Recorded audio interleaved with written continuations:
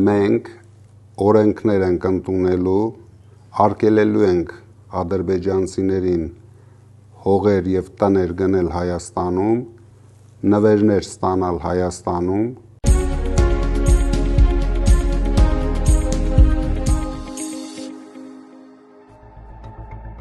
Պարոն Կարապետյան, բարև ձեզ։ Բարև Ալեք ջան։ Ինչպե՞ս եք։ Շատ լավ, դու ինչպե՞ս ես։ Ուժեղ, շնորհակալ եմ շատ։ Պարոն Կարապետյան, ինչպե՞ս եք վերաբերվում Իլհամ Ալիևի խորհրդական Հիքմեթ Հաջիևի երեկվա արած հայտարարությանը, որ 300,000 ադրբեջանցի պահանջում են վերադառնալ հայրենիք, որպեսզի ապրեն արժանապատիվ։ Սրանով չի ստացվում, որ նրանք փաստում են, որ ունեն օրակարգում հարց 300,000 ադրբեջանցու վերադարձ Հայաստան։ Ինձ թվում է, իրեն շեֆը բարկացել է, քանի որ վերջին ժամանակներս ոնց որ փոքրիկ խմբակի ճտերը փորձեցին հրաժարվեն այդ մտքից, սկսեցին հայտարարություն անել, որ այդպիսի բան չկա, որ մենք մեզանից ենք դա ասում, դրա համար ինձ թվում է իրեն շեֆը բարկացել է, իր խորհրդականի միջոցով զգուշացրեց,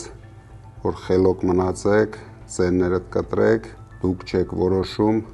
մենք ենք որոշում, դա առաջի զգուշացումն էր։ Ես անհանգստություն ունեմ, որ եթե շարունակեն հրաժարվել, նույնիսկ գործողություններ կլինեն։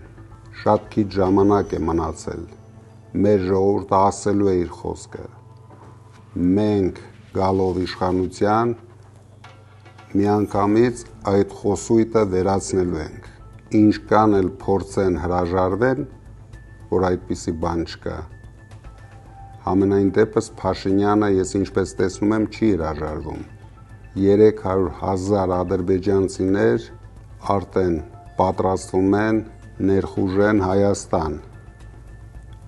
հողատարածքներ առնելով,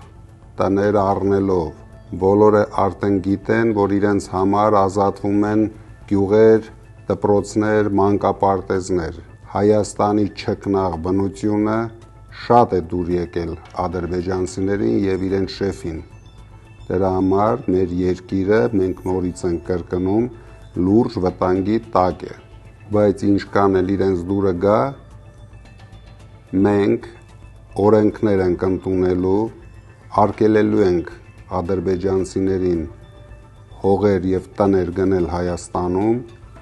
նվերներ ստանալ Հայաստանում։ Պարոն Կարապետյան, այս վերջին օրերին հայ ժողովուրդը ապշած է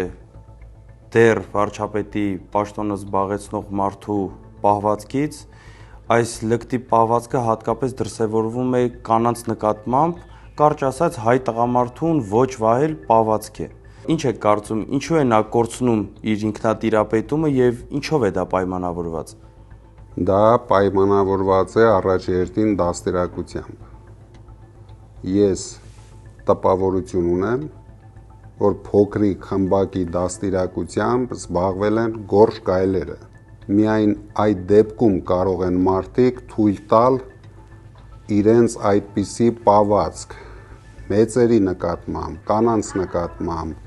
նույնիսկ երեխաների նկատմամբ։ Մենք վերականգնելու ենք հայ կնոջ արժանապատիվ կերպարը։ Նույնիսկ ես վստահ եմ գալու է ժամանակ, որ հայ կինն է ղեկավարելու Հայաստանը։ Մեր ժողովուրդը հունիսի 7-ին պետք է իր խոսքը ասի այս ծանր երևույթների նկատմամբ։ Փաշինյանը վազվզելով փողոցներում հայտարարություններ է անում և ասում է, որ պետությունը մնալու է ձեր կոկորդին։ Ինչ կարծիք ունեք այս մասին։ Ավելի լավ է պետությունը մնա իմ կոկորդին, քան այս փոքրիկ խմբակը մնացել է 10 միլիոն հայության կոկորդին։ Եվ շատ շուտով ես վստահ եմ հայ ժողովուրդը իր կոկորդից դուրս է շպրտելու այս անիմաստ, անկարող, թույլ, հոգեկան խանգարումներ ունեցող մարդկանց։ Տեսնելով այս ամենը,